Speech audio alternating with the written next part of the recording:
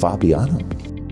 Guy's impressive. He's just won 3 U.S. championships. How are you going to put a stop to his streak? And how do you put your flag on this event?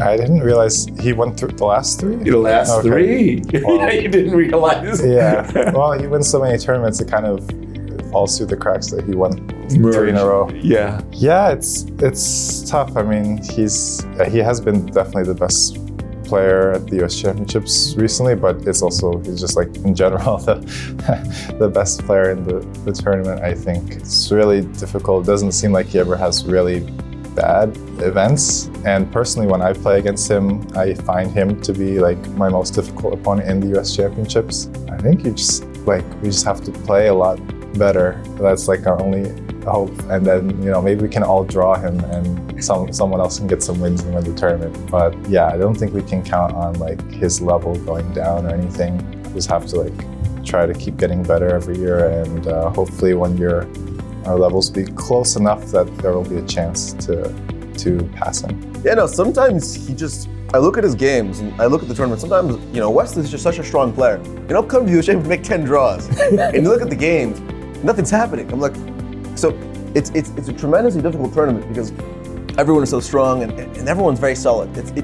Sometimes it can be a very draw-heavy event, and sometimes Fabi I don't know what he does, but he just turns on a new gear. He takes a lot of risks sometimes, the openings, but once he gets started, I think that this past success, affects people badly, and he sort of gets that momentum and gets pressure. So there have been years where I've been close with him, but I haven't gone the distance. Usually in the US Championship, I win a lot of games.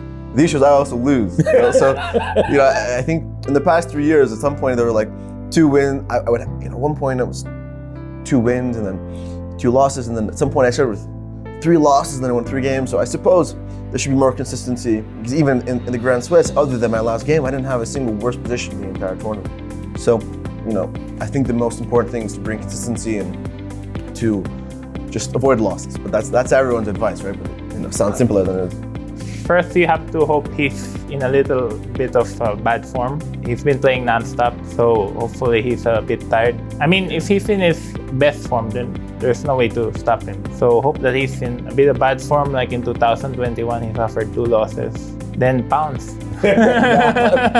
Well, it would help if he derails himself a little bit. Like he's played really well. If I recall, one of those 3 years, like he didn't play that great, but nobody did. And the other 2 years, he won very convincingly. When I won, it was very simple: play my best chess and get a bit lucky at the same time. I won with +6. Fabiano got +5 that year. It came down to the very last round. Basically, the way you derail him if he's not going to just be on bad form is play your best chess, go make +6. It sounds ridiculous, but I've done it before. In theory, I should be able to do it again. And I would also, but prior to that tournament that I won in 2018, what I said was about, and that was also back when there was like a really large difference between me and the top 3 guys, as opposed to like, let's say some years later when I was really neck and neck with them. What I always said was, if these guys are like way ahead, the best way to win this tournament is to beat them. It is not to like, play solid and safe and be able to make a draw with black and try to outscore. No, beat them. That being said, that US Championship, I drew with Hikaru, I drew with Wesley, I drew with Fabiano, and I made 8.5 out of 10 against everybody else. Yeah. So, yeah. Well, you know how it is.